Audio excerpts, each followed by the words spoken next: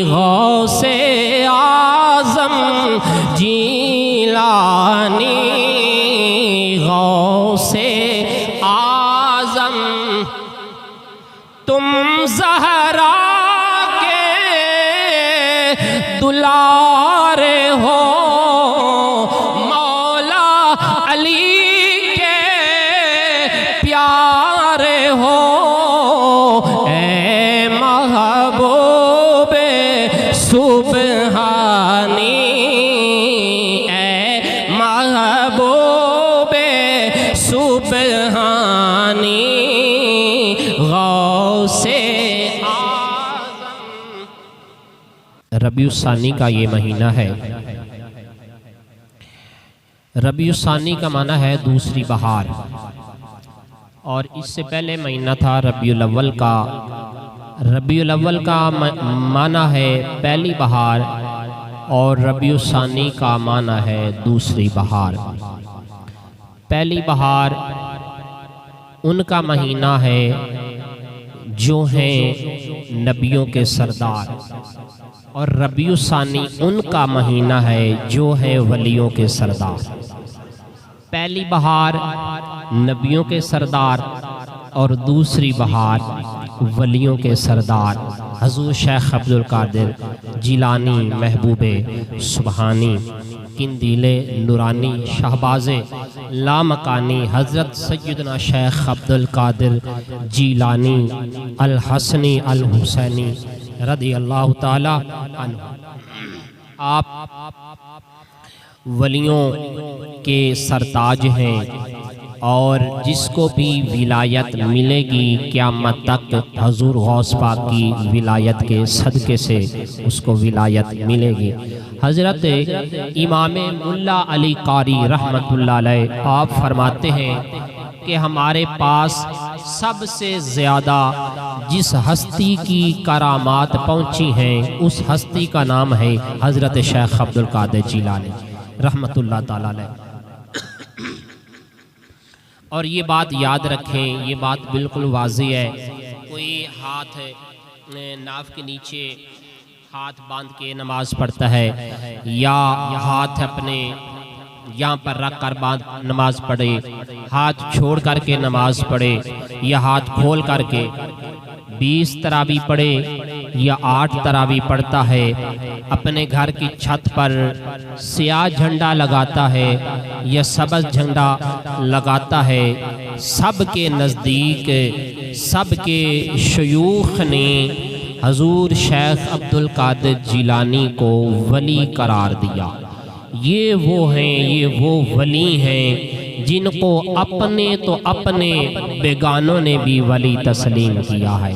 हर एक मकतब, हर एक मसलक के बुजुर्ग ने, अहले तशय्युह हो, गैर मुक़ल्लिदीन हो, देवबंदी हो, सबके मशाइख ने हज़ूर शेख अब्दुल कादिर जिलानी रहमतुल्लाह अलैह को वली भी माना है। और फिर उन्होंने अपनी अपनी कुतुब के अंदर जिन अल्फाज के साथ हुज़ूर गौस पाक का जिक्र फरमाया है, अगर उस हवाले से बात की जाए तो ये एक पूरा उन्वान बन जाता है। मैं इस पर इंशाअल्लाह फिर किसी मौके पर आपसे महफ़िल गुफ्तगू होगा। आज लोगों को हवालों की बड़ी ज़रूरत पड़ती है। लोग जो है वो हवाला मांगते हैं, कहते हैं बताएं जनाब ये बात कहाँ लिखी हुई है, ये बात कहाँ है, तो लोग हवाला मांगते हैं। मैं कहता हूँ क्या कभी इस तरह भी हुआ है कि हीर का जिक्र हो और रांझा कहे बताओ कहाँ लिखा है? क्या कभी ऐसा भी हुआ है लैला का जिक्र हो और मजनू कहे कहाँ लिखा हुआ है? क्या ऐसा हुआ सस्सी का जिक्र हो और कुन्नू कहे कहाँ लिखा है? शम्मा का जिक्र हो, परवाना बोले ये कहाँ लिखा है? पानी का जिक्र हो और मछली कहे कहाँ लिखा है? फूल का जिक्र हो और बुलबुल कहे कहाँ लिखा है? शमा के जिक्र पर अगर परवाने को हवाले की ज़रूरत नहीं है तो गौसे आज़म के जिक्र पर दीवाने को भी हवाले की ज़रूरत है। अगर शमा के जिक्र पर परवाने को हवाले की लोड़ नहीं तो फिर गौस पाक के जिक्र पर गौस के दीवाने को भी हवाले की लोड़ नहीं। लेकिन अल्हम्दुलिल्लाह हम आपको बाहवाला बात सुनाएंगे, हवाला भी साथ जिक्र करेंगे। हजूर गौस पाक रहमतुल्लाह अलैह, आपका ननियाल भी आला, आपका दधियाल भी आला, नान का खानदान भी उच्चा ते हजूर गौस पाक दा दाद का खानदान भी उच्चा। आप दे घर दा हर फर्द मर्द हजरात भी आला ते खवातीन हजरात भी आला किरदार दिया मालका ने। अल्लाह अकबर। हजूर गौस पाक रहमतुल्लाह अलैह आप दे कोलों जदों कोई मुरीद होने वास्ते आउंदा सी ना ते हजूर गौस पाक पहले ओदी पेशानी पढ़दे सन, ओदे मत्थे नूं पढ़ना, पेशानी नूं पढ़दे सन, उस दी पेशानी पढ़दे सन। अगर वो बदबख्त होंदा सी ना तो आप पहले नज़र फरमा के उन्होंने नेक बख्त करदे सन, फिर उन्होंने अपना मुरीद करदे सन। तवज्जो मेरी तरफ। हजूर गौस पाक रहमतुल्लाह अलैह आप पेशानी पढ़ते थे, अगर वो बदबख्त होता पहले उसको नेक बख्त बनाते थे, फिर अपना मुरीद फरमाते थे। आज लोग पीटीआई में जाना ज़रूरी समझते हैं, आज लोग नून काफ पीपल पार्टी का जो है वो रुकनीयत लेना ज़रूरी समझते हैं, लेकिन आज लोग अल्लाह के वली की निस्बत को ज़रूरी नहीं समझते। हालांकि इन पार्टियों में जाना कोई ज़रूरी नहीं है, लेकिन अल्लाह के वली की निस्बत बहुत ज़रूरी है। हज़रत बायज़ीद बुस्तामी रहमतुल्लाह अलैह आप फरमाते हैं कि जो किसी कामिल का मुरीद नहीं ना, उसका शैतान शेख है। जो किसी पीर का मुरीद नहीं, कामिल का मुरीद नहीं, उसका पीर शैतान है। चाहे तो उसको आज गुमराह कर दे, चाहे तो कल को गुमराह कर दे। सिलसिला आलिया सोहरवर्दिया के इमाम हज़रत शेख शिहाबुद्दीन सोहरवर्दी रहमतुल्लाह अलैह आप उस शख्स के पीछे बंदे दे पीछे नमाज ही नहीं सन पढ़ते जेड़ा किसी कामिल दा मुरीद नहीं सी होता। लोग पूछते सन हजूर तुसी इन्हां दे पीछे नमाज क्यों नहीं पढ़ते, तो जेड़ा भी बंदा पूछता सी ते आप फरमाते सन कि जेड़ा खुद आपे पार नहीं लग्या उन्हें मैनू पार किवें लाना है। इसलिए हजरत शेख शिहाबुद्दीन सोहरवर्दी रहमतुल्लाह अलैह उसी के पीछे नमाज पढ़ा करते थे जो किसी कामिल शेख का बायत होता था, मुरीद होता था। हजूर गौस पाक रहमतुल्लाह अलैह आपकी बारगाह में एक नौजवान आ गया और आप बड़ी देर तक उसकी पेशानी को देखते रहे, बड़ी देर देखते रहे और बड़ी देर के बाद आपने हाथ बढ़ाया उसको मुरीद करने के लिए। आपने उसको बैत फरमाया और फिर उसको जाने का हुक्म दिया, फरमाया चले जाओ, ये काम करने हैं और ये काम नहीं करने। वो नौजवान चला गया। 8-10 दिन के बाद, कुछ दिनों के बाद वापस दोबारा हजूर गौस पाक की बारगाह में आता है। कभी इधर गिरता है, कभी उधर गिरता है, कभी उधर गिरता है, कभी इधर। चेहरे के ऊपर नकाहत के, कमज़ोरी के आसार जाहिर हैं। चेहरे का रंग भी मुतगय्यर है, बदला हुआ चेहरे का रंग है। हजूर गौस पाक अपने मुरीदीन के दरमियान बैठे हुए हैं। मुरीदीन ने अर्ज़ की हुजूर आपका जब कोई बंदा मुरीद हो जाता है तो उसके चेहरे की रंगत बदल जाती है। हुजूर ये नौजवान 8-10 दिन पहले आपका मुरीद होकर के गया था, हुजूर इस चेहरे ते नूर की आया, एदा ते जेड़ा पहला नूर सी वो भी खत्म हो गया, जेड़ा पहले नूर सी दे चेहरे ते वो भी रुखसत हो गया। हुजूर एक ऐसा मुरीद करके भेजा है हुजूर गौस पाक रहमतुल्लाह अलैह। अल्लाह अकबर। आपने फरमाया एक गल दसो असल गल हो रही, फरमाया ये दसो असल गल मैं दसा या असल गल खुद नौजवान दसे। नौजवान ने दसिया, उन्हें आख्या हुजूर जदों मैं तुहाडा बायत हो के गया ना जिस दिन दा, ते मैं रात नूं सौंदा सा ते रात नूं 10-10 वारी मेरे ते गुसल वाजिब होंदा रहा। एक एक रात विच 10-10 मरतबा मेरे ते गुस्ल वाजिब हो जाता था मुझ पर। उस नौजवान ने बताया और इतना कमज़ोर हो गया हूँ कि कभी इधर गिर रहा हूँ कभी उधर, और मेरे चेहरे की रंगत मुतगय्यर हो गई है। हज़ूर गौस पाक रहमतुल्लाह अलैह आपने फरमाया कि ये जब मेरा मुरीद होने के लिए आया था, मेरे हाथ पर बायत करने के लिए आया था, फरमाया मैंने इसकी पेशानी को पढ़ा था, इसके माथे पे लिखा हुआ था कि ये बंदर 70 मरतबा जिना करेगा, 70 मरतबा ये बदकारी के करीब जाएगा। मैंने पढ़ के अल्लाह की बारगाह में अर्ज की, मौला अगर ये नौजवान मेरे दरबार में आने के बाद भी जानी का जानी रहा तो मेरे पास फिर भेजने की जरूरत क्या थी? मेरे पास आने की जरूरत इसको भेजने की क्या थी? अगर ये मेरे पास आने के बाद भी जानी का जान नहीं रहेगा तो हजूर गौस पाक ने फरमाया इसकी पेशानी पे 70 मरतबा जिना लिखा हुआ था। मैंने अल्लाह की बारगाह में दुआ करके गिड़गिड़ा के इसके लिए मैं दुआ मांगता रहा।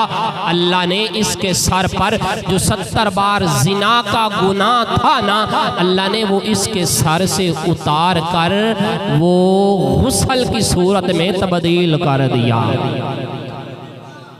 ये है हजूर गौस पाक रज़ी अल्लाह तआला अन्हु। कोई बदबख्त आता था तो नेक बख्त बना देते थे, कोई कामिल आता था तो उसको अकमल बना देते थे, कोई हादी आता था उसको रहबर बना देते थे, कोई चोर आता था तो उसको कुतुब बना देते थे। चोर आता था तो उसको कुतुब बना देते।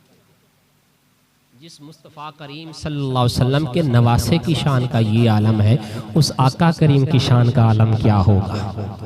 बड़े वाक़ियात भरे पड़े हैं, मशहूर वाक़ियात हैं, किताबों में भरे पड़े हैं। अल्लाह अकबर कबीरा। एक नौजवान, एक खातून औरत आई। एक औरत थी, उसका खावंद फौत हो गया। जब खावंद फौत हुआ तो उसका एक बच्चा था। बच्चा और माँ अकेली रह गई और बच्चा बहुत ज़्यादा बीमार हो गया, बहुत ज़्यादा बीमार हो गया। हकीमों ने, डॉक्टरों ने जवाब दे दिया खावंद भी सर पर नहीं है। जब खावंद जिंदा होते हैं तो माएँ घरों में शहजादियाँ होती हैं, और जब खावंद चले जाते हैं तो फिर माएँ बच्चों की पाबंद होके रह जाती हैं। बच्चा था, अकेला रह गया, कमज़ोर हो गया, कभी इधर जाए माँ बच्चे को लेकर, कभी उधर जाए। बच्चा है कि दिन ब दिन बीमार होता जा रहा है। करिया करिया, नगर नगर, शहर शहर, गली गली, कूचा कूचा औरत अपने बच्चे को लेकर फिरती रही। अल्लाह अकबर। लोगों के दरवाजे खटखटा के कहती थी मुझे कोई हकीम, मुझे कोई तबीब बताओ कि जिससे ये बच्चा तंदुरुस्त हो जाए। एक बंदा बीबी नू मिलिया कि उन्हें आख्या बीबी अगर बच्चे दी सेहत चाहनी है ना तो फिर इधर उधर ना जा, सीधी बगदाद शरीफ चली जा, बगदाद चली जा। ये बसरा दी खतून ते बसरा भी बगदाद विच, इराक विच, और बगदाद भी इराक विच, लेकिन इन्हां दे दोवां दे दरमियान तकरीबन 150 मील दा फासला है। बसरा और बगदाद दोनों इराक में हैं, लेकिन दरमियान में जो तकरीबन 150 मील का फासला है। औरत ने बच्चे नू सीने नाल लाया ते 150 मील दा तवील सफर तय करके ते बगदाद पहुंच गई। उस बंदे ने दसिया कि बीबी बगदाद जामी ते उथे एक अल्लाह दा वली है, वादी सना विच रहंदा है, ओदा नाम है अबुल वफा। अजे हजूर गौस आजम दुनिया ते तशरीफ नहीं ले आए, ये हजूर गौस पाक दे पैदा होने तो पहले दा वाक़या है। इसनू बयान किया हजरत अल्लामा मुफ्ती फैज़ अहमद साहब अवैसी रहमतुल्लाह अलैह मुहद्दिस बावलपुरी शरह हदायक़ बख्शिश शरीफ के अंदर उस दे अंदर मुहद्दिस बहावलपुरी अल्लामा फैज़ अहमद साहब अवैसी रहमतुल्लाह अलैह उन्होंने अपने कलम दे नाल ये वाक़या लिखिया है कि उस खतून ने अपने बच्चे नू सीने नाल लाया ते बीबी जल्दी जल्दी जल्दी जल्दी बगदाद आ गई। तो लोगों को पूछन लगी, लोगों को पूछती है दसो अबुल वफा दा डेरा किथे वे। किसे बंदे ने दसिया बीबी ओ वादी सनाए सना वादी अंदर चली जा, उथे अबुल वफा अपने मुरीदीन दे दरमियान बैठे होंगे। ओ बीबी खतून अपने बच्चे नु सीने नाल ला के चलदी चलदी वादी सना दे अंदर पहुंच गई। ते जेड़े वेले बीबी पहुंची उन्हें वेख्या उथे वाकई हजरत अबुल वफा अल्लाह दा वलीए बुजुर्ग कामिले अपने मुरीदीन दे दरमियान बैठे हुए ने। ते जेड़े वेले औरत अपना बच्चा लैके खतून अपना बेटा लैके पहुंची, एक कदम दरवाजे दे अंदर एक कदम बाहर, अचानक मलकुल मौत आ गए ते बच्चे दी रूह परवाज हो। बच्चे दी रूह कुफ्से उनसरी तू परवाज कर गई। बच्चा फौत हो गया ते बीबी ने वेख्या अबुल वफा बुजुर्ग अल्लाह दा कामिल बुजुर्ग वलीए मुरीदा दे दरमियान बैठे आए। ते उस बीबी ने अपना मरिया होया बच्चा जेदी इथे आके रूह निकली, बच्चे नू अल्लाह दे वली दे कदमां विच रखिया ते रो के कहंदी है बाबा जी अगर मेरा बेटा घर विच मर जांदा ते मैनू परेशानी ना होंदी, अगर मेरा बेटा रस्ते विच आउंदे आउंदे फौत हो जांदा ते मैनू परेशानी ना होंदी। लेकिन अफसोस ते परेशानी इस गल दी है कि मेरा बेटा तुहाडे डेरे ते आके मरिया है, तुहाडे कोल आके फौत होया है। ते बाबा जी मैं जिंदा लैके आई सा, जिंदा लैके जाना है, जाना मैं बच्चा जिंदा लैके आई सा, जिंदा लैके जावांगी। ते हजरत अबुल वफा आपने बीबी नू समझाया, फरमाया परेशान ना हो, बच्चा फौत हो गया है, ए हुन दुनिया तो चला गया है, लिहाजा हुन होर कुछ नहीं हो सकता, इनू वापस ले जा ते जाके एदे कफन ते दफन दा इंतजाम कर।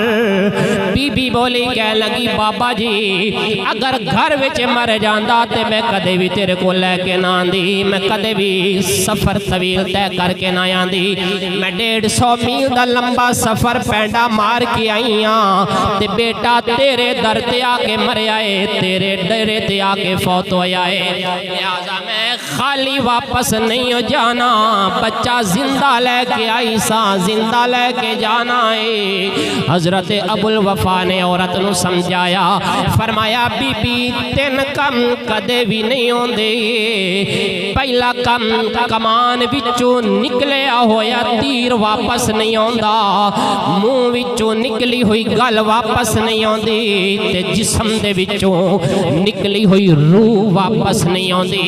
फरमाया ये तीन कम कदे भी नहीं होंदे। बाबा जी ने औरत नू समझाया, फरमाया वापस ले जा ते जाके कफन दफन दा इंतजाम कर। ते बीबी ने जिद मार लई, बोली कह लगी ना ना बाबा जी मैं एवें नहीं जावांगी, बच्चा जिंदा लैके जावांगी। जेड़े वेले बाबा जी ने वेख्या कि बीबी ने जिद मार लई है, जिद विच आ गई है, ते बाबा जी अपने मुरीदां दे विचों उठे ने, अंदर घर दाखिल हो गए ते जाके दरवाजा बंद कर लिया। बाबा जी ने दरवाजा बंद कर लिया, फरमाया ये तो जिद पे आ गई है, मैं उसको समझा रहा हूँ, ये समझती नहीं है, ये मानती नहीं है। आपने ना दरवाजा बंद करके ना अंदरों कुंडी ला लाई। जो कोई एवें दा मुरीद आ जाए ना जरा बहुत जिद कर लवे तो फिर पीर साहब कोई हीला बहाना तो बना देने ना उसको जान छुड़ान दी, तो बीबी ने वेख्या कि बाबा जी अंदर चले गए ने ते दरवाज़ा भी बंद कर लिया है। ते बीबी ने उस खतून ने दरवाजे विच सिर मारिया, सिर मार के कहती है बाबा जी बाहर आओ ते आके दुआ करो मेरा बेटा जिंदा हो जाए। लेकिन बाबा जी ने दरवाज़ा बंद कर लिया। बीबी ने वेख्या बाबा दरवाज़ा नहीं पिया खोलदा। बीबी ने दूसरी बारी सिर मारिया, तीसरी बारी सिर मारिया ते बोली कह लगी बाबा जी अगर बाहर आके दुआ नहीं करोगे, बेटा जिंदा नहीं करोगे तो मैं अपना सिर मार मार के अपनी जान दे देंगी। बीबी ने 3 बारी दीवार विच सिर मारिया। जेड़े वेले चौथी बारी सिर मारन लगी ते एक कोल छोटी जी मासूम उम्र का बच्चा खड़ा है जेदी उम्र 5-6 साल दी है। चौथी बारी बीबी सर मारन लगी ते उस 6 साल की उम्र के बच्चे ने खतून का हाथ पकड़ लिया ते पकड़ के फरमाया बीबी घबराना परेशान हो, जरा गौर ते कर तेरा बच्चा मरया नहीं है, तेरा बच्चा जिंदा है, तेरा बच्चा मरया नहीं, तेरा बच्चा जिंदा है। ते उस बीबी ने बेटे दे चेहरे तो कपड़ा हटाया, वेख्या बच्चा अंगूठा चूस रहा है, बच्चा अंगूठा चूस रहा है। ते बीबी ने वेख्या बच्चा ते जिंदा सलामत है। ते जेड़े वेले पता चलिया बच्चा सलामत सही सलामत जिंदा है, चेहरे दे उत्ते खुशी दे आसार जाहिर होए, सीना खुशी नाल चौड़ा हो गया। ते हुन दरवाजा खड़का के फखरिया अंदाज नाल कह लगी बाबा जी जरा बाहर आके वेखो ते सही, तुसी आंदे सो मर गया है ते जिंदा सही सलामत।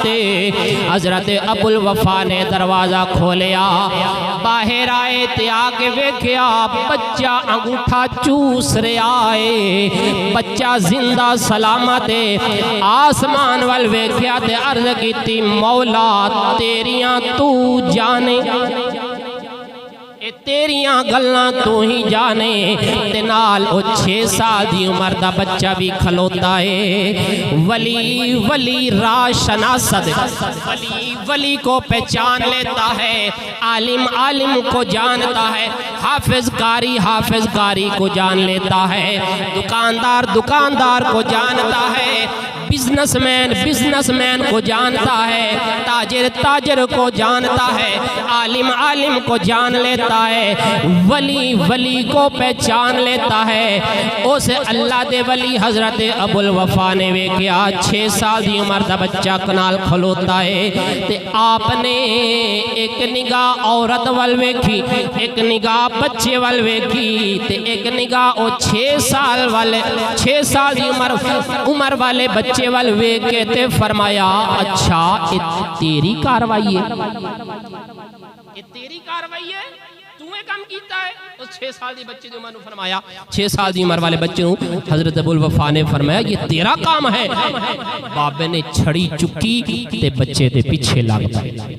ले भी बच्चा अगे अगे दौड़ रहा है ते बाबा जी छड़ी लैके, बच्चा अगे अगे दौड़ता जा रहा है ते बाबा जी पीछे पीछे खलो ना, मैं तेन दसना वा तू अल्लाह दियां तकदीरां विच हाथ पान वाला कौन होना है।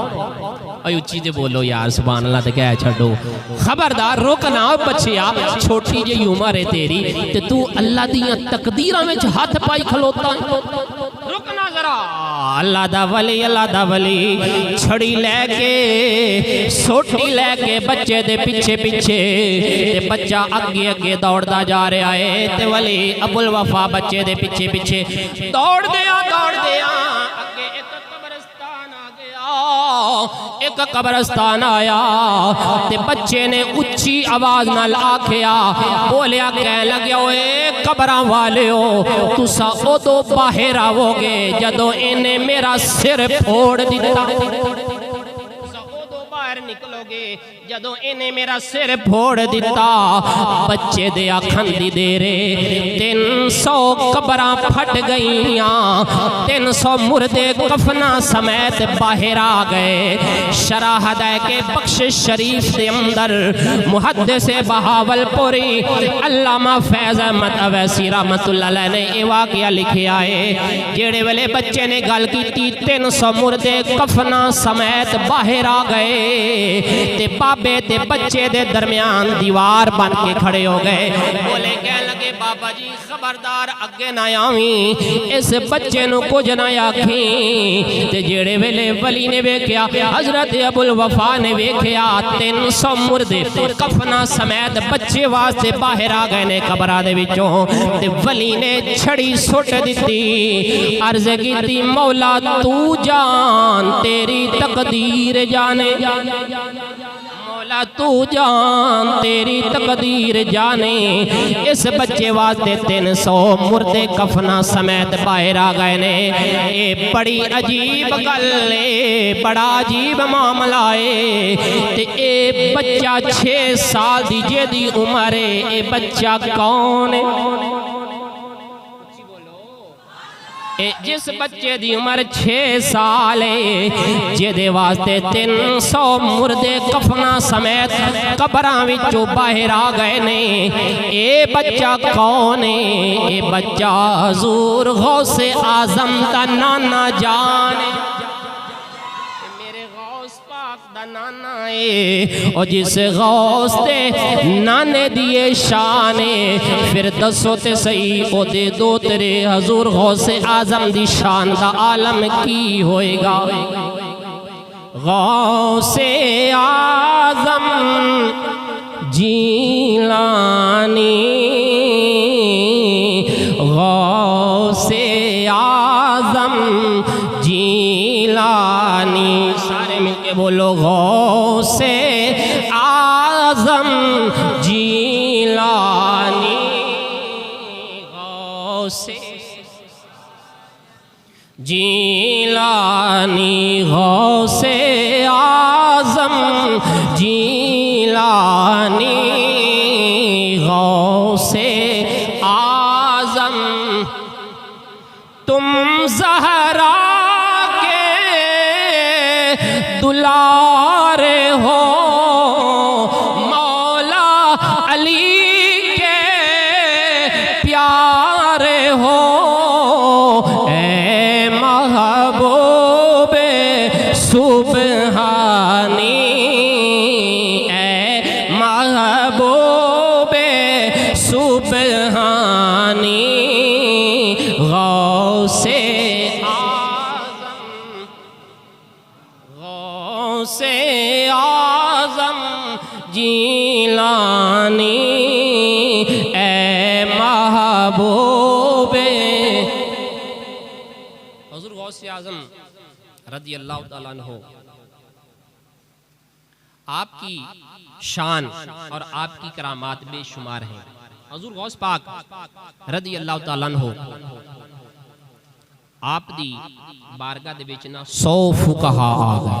कितने 100 फुकहा बड़े बड़े आलिम बरीकियां वाले बड़े बड़े जुबियां ते बड़ियां बड़ियां दस्तारां वाले 100 उलमा बकायदा तैयार होके ते औखे औखे सवाल तैयार करके ते गौस पाक कोल कहंदे जाने ते बाबे दी बड़ियां धुम्मां पईयां ने जाके सवाल करांगे ते औखे औखे सवाल ने बाबा जवाब नहीं दे सकेगा ते आखांगे बस एवें ना दी धुम्मां पईयां ने पल्ले शैशू कोई नहीं। पर जिन्हां दे सीने रब ने खोले होवन उन्हां वास्ते कोई शै रुकावट नहीं होंदी। ते 100 फुका वड्डे वड्डे जुबियां ते दस्तारां वाले मेरे गौस पाक दी बारगाह विच आए।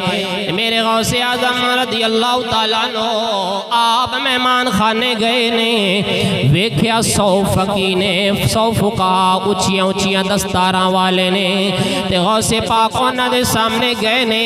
आपने नजरां झुका लईयां एक दूसरे ने कूनी मार के कहंदे ने वेख्या बाबा बाबा साडे तो डर गया है साड़ी दस्तार तो साडे रोब तो साडे जुब्बे ते कुब्बे तो बाबा डर गया, नजर थले कर लिया सो उत्ते नहीं पिया वेंदा। हाँ, हजूर गौस पाक रज़ी अल्लाह तआला अन्हु आपने थोड़ी जी देर नजरां झुका के रखियां ते थोड़ी जी देर तो बाद मेरे गौस पाक रज़ी अल्लाह तआला अन्हु आप नजरां झुकाई ने आप दे सीने दे विचों एक नूर दी लाट निकली। उस नूर दी लाट ने उन्हां 100 फुकहा दे सीने दे विचों सारे उलूम खिंच लए, सारे उलूम निकल गए। ते गौस पाक ने थोड़ी जी देर तो बाद गर्दन उठाई, अखां खोलियां, फरमाया हाँ भाई उलमा फुकाहा किवें आयो, मैनू पता चले आए तुसां कुछ सवाल करने ने। फरमाया करो ना सवाल ते लवो जवाब, कोई होर भी ते काम गुम करने ने ना, छेती छेती पुछो तुहाडे सवाल की ने। ते 100 फुकाहा कहंदे ने ऐ गौसे आजम सानू उस ज़ात दी कसम है जेदे कब्ज़े कुदरत दे अंदर साडी जान है, तुसां सवालां दी गल पे कर दियो। असां सारी जिंदगी मेहनतां ते मुशक्कतां करके जेड़े उलूम हासिल कीते ने सानू ते साडे पढ़े हुए इल्म भी भुल गए ने, तुसां सवालां दी गल पे कर दियो। ते मेरे गौस पाक ने फरमाया अगर तुहानू भुल गए ने ते मैं याद करा देवां, मैं दस देवां तुहाडे सवाल की ने। ते 100 फुकहा पूरी 100 फुकहा दी जमात सारी मिल के मेरे गौसे आजम दे कदमां विच गिर गई ते बोले कहन लगे गौसे आजम मन गए हां, जेड़ा तुहाडे कोलों इल्म है इंसान दा सिखाया होया नहीं है, अल्लाह दी अता नाल मिलदा। ये अल्लाह की अता का आपके पास इल्म है, आप मादरजाद वली हैं और आपके पास जो विलायत है वो विलायत वाहबी है। हजूर गौसे आजम रज़ी अल्लाह तआला अन्हु एक औरत आई आपकी बारगाह में और एक अपना बेटा लेके आई और कहते हुजूर मेरे इस बेटे को दीन पढ़ाएं, ये बच्चा मदरसे में दाखिल कर लें और इसको दीन पढ़ाएं। फरमाया ठीक है। बच्चा दीन पढ़ रहा है, काफ़ी दिन गुजर गए। कुछ अरसे के बाद बीबी को ख्वाहिश पैदा हुई कि मैं जाऊं अपने बेटे से मिल के आऊँ। कुछ अरसे के बाद जब वो बीबी आई ना हुजूर गौस पाक के मदरसे में दाखिल हुई तो क्या देखा, उसका जो बेटा है ना वो सूखी रोटी चबा रहा है, सुक्के टुकड़े खा रहा है और इतने सुक्के टुकड़े ने कि चबाया भी चबाए नहीं जाते। ते माँ ने जेड़े वेले पुत्र नूं वेखे ना बच्चा भी कमज़ोर हो चुका है पहले दी बनिस्बत, ते रोटियां भी सुक्कियां खा रहा है ते ऐसा सुक्का टुकड़ा खा रहा है जेड़ा चबाया भी चबाया नहीं जाता। ते बीबी दे दिल विच बड़ी अजीब कैफियत पैदा हुई, कहने लगी मैं हुणे एदे उस्ताद को जानी हाँ तो जाके कहनी हाँ कि तू कैसा उस्ताद है, मेरे बच्चे की हालत वेख। ते बीबी कहंदी है जेड़े वेले मैं गई ते गौस पाक अपने हुजरे दे विच बैठे ने, बीबी अंदर गई ते वेख्या हुजूर गौस पाक मुर्ग दे नाल रोटी तनावल फरमा रहे ने, आप गोश्त दे नाल खाना खा रहे ने। ते बीबी वेख के हैरान हो के बोली, कहने लगी वे पीरा तू कैसा पीर है, तेरा दीन कैसा दीन है, आप ते गोश्त नाल पिया रोटी खाना है ते मेरा बच्चा सुक्की रोटी खा रहा है। हुजूर गौसे आज़म रज़ी अल्लाह तआला अन्हु आपने गोश्त नाल जेरा खाना खाता ओ मुर्ग दियां जड़ियां हड्डियां बचियां हुई सन आपने जमा कीतियां, उत्ते कपड़ा पाया, हाथ रखया ते फरमाया कुम बिइज़्निल्लाह अल्लज़ी युह्यिल इज़ामा वहिया रमीम। आपने फरमाया उस रब दे हुक्म नाल उठ के खड़ा हो जा जेड़ा गलियां ते सड़ियां हुईयां हड्डियां नू जिंदा फरमान वाला है। गौस पाक ने इतनी बात की थी ते मुर्गा पर झाड़दा होया उठ के खड़ा हो गया ते मेरे गौसे आजम ने फरमाया बीबी जेड़े वेले तेरा पुत्र इस मकाम ते पहुंच जाएगा फिर ओदा जो जी चाहेगा ओ खा लवेगा। गौसे आजम जीलानी ए महबूबे सुबहानी, गौसे जीलानी ए महबूबे सुबहानी, आप से करता हूँ फरियाद फरियाद आपसे करता हूँ, फरियाद कीजिए मदद शाहे बगदाद, दूर हो मेरी परेशानी, दूर हो मेरी परेशानी, गौसे आज़म, गौसे आज़म जीलानी ए महबूब।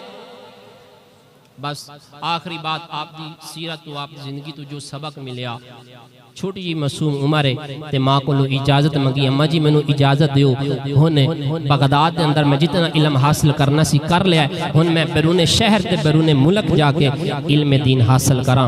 ते माँ ने मना नहीं किया, माँ ने नसीहत वसीयत की थी, फरमाया बेटा जा, लेकिन याद रखी हुन तेरी मेरी मुलाकात हौज़े कौसर ते क़यामत वाले दिन होएगी। फरमाया पुत्रा माँ दी नसीहत याद करके जाई कि सारी जिंदगी कदे झूठ नहीं बोलना, हमेशा सच बोलना है, हमेशा सच बोलना है। हजूर गौस पाक कितनी आला माएँ थी यार, जो अपनी बच्चों को ऐसी तरबियत कर रही थी और बच्चों को सिखा रही थी कि बेटा झूठ नहीं बोलना, सच बोलना है। आज माएँ खुद बच्चों को झूठ सिखा रही हैं, बाप खुद बच्चे को झूठ सिखा रहे हैं। कोई आ जाए ना मिलन वास्ते दरवाजे ते दस्तक देवे ते अंदर बाप को पता चल जाए कि ये वो आया है जिहदे नाल मैं नहीं मिलना, मैं मुलाकात नहीं करनी, ते पुत्र को पता की याद है जा बेटा उनके अब्बा जी घर नहीं है। ये झूठ है, ये आप खुद बच्चों को झूठ सिखा रहे हैं, माएँ बच्चों को गलत उनकी तरबियत कर रही हैं। फरमाया बेटा झूठ नहीं बोलना, हमेशा सच बोलना। ये पैसे हुज़ूर गौस पाक की माँ ने आपके कपड़े के अंदर चंद दिरहम दिनार थे वो आपने सिलाई फरमा दिए। वाक़या बड़ा मशहूर है, वाक़या सुनाना मकसूद नहीं, सिर्फ पैगाम देना मकसूद है। काफ़िले को डाकुओं ने घेर लिया और पूरे काफ़िले को डाकुओं ने लूट लिया। एक डाकू गौस पाक के पास भी आया, पहले थे उन्हें ना हुज़ूर गौस पाक की तलाशी लई ते उन्होंने कुछ नहीं मिले, चला गया। फिर दोबारा आया, फिर उन्हें तलाशी लई, उन्हें बच्चे ने पूछा बच्चा तेरे को भी कुछ माल है कि नहीं? तो गौस पाक ने फरमाया है। आपने फरमाया है मेरे को माल, हालांकि आप हिकमत अमली के तहत, अगरचे उलमा ने जायज़ लिखा हिकमत अमली के तहत बात करना। हुज़ूर हज़रत इब्राहीम अलैहिस्सलाम जदों पूरी कौम वो जा रही सी मेले ते इब्राहीम पाक नूं भी आके कहन लगी आओ ना साडे नाल भी चलो, लेकिन इत्थे आप दी हिकमत सी ते आपने की फरमाया सी? फ़क़ाल इन्नी सकीम, फरमाया मैं बीमार हूँ। मैं तो आपने, हालांकि आप बीमार नहीं थे इब्राहीम अलैहिस्सलाम, तो आपने हिकमत अमली के तहत ये बात फरमाई थी। तो अगरचे हिकमत अमली के तहत मसलन के ऐसी बात कर देना दुरुस्त है, लेकिन गौस पाक ने सच बात बताई। फरमाया मेरे पास पैसे हैं। उन्हें फिर तलाश रही, पैसा कोई नहीं मिला। बेटा कहाँ है? आपने फरमाया वो मेरी माँ ने ना मेरे कपड़ों में सी रखे हैं। वो बड़ा हैरान हुआ, वो बच्चे को पकड़ के ते अपने सरदार को ले गया। ते सरदार ने उन्हें माजरा सुनाया ते सरदार हैरान हो गया। बोलिया कह लगे बच्चिया असी जो लुट रहे सन लोग अपना पैसा ते माल बचाने की कोशिश कर रहे सन, ते तू सानू ना भी दसदा ते असां केड़ी तेरी तलाशी कपड़े की लैन लगे सा, ते तू अपना माल बचा सकदा से। गौस पाक ने फरमाया मैं माल ते बचा सकदा सा, पर जिहड़ी माँ ने मेरी नसीहत मैनू करके भेजिया है ना, मेरी माँ ने मैनू घरों आन लगे सिखाया कि पुत्रा कदे झूठ नहीं बोलना, हमेशा सच बोलना है। सारे दे सारे डाकुओं का सरदार भी तौबा तायब हो गया। उन्हें कहा अगर बचपन दे विच इस बच्चे की सदाकत का ये आलम है तो जवानी दे विच इहदी सदाकत का क्या आलम है।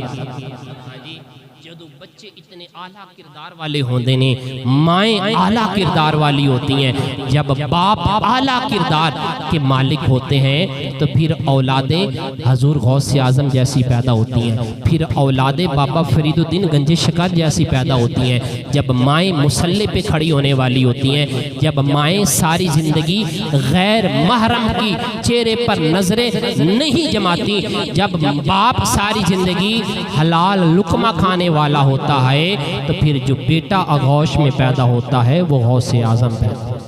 अल्लाह पाक हमें अपनी औलाद की सही तरबियत करने की तौफीक अता फरमाए। व आखिर दावाना अनिल हम्दुलिल्लाह।